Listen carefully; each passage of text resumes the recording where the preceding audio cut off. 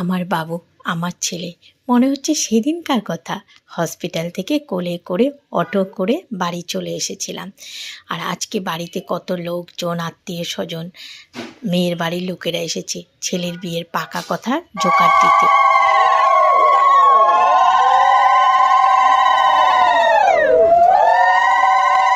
পাড়া প্রতিবেশী, আত্মীয় স্বজন, মেয়ের বাড়ির লোকজনরা সবাই মিলে 5 ঝাঁক জোগাড় দিয়ে সিঁদুরের টিপ আর হলুদের টিপ সমস্ত কিছু সবই ওদের দিয়ে তারপর পান সুপারি মিষ্টি সবার হাতে দেওয়া হলো। এই যে আমার মা, শাশুড়ি মা, মাসি শাশুড়ি, পিসি শাশুড়ি সবাই খুব আনন্দিত।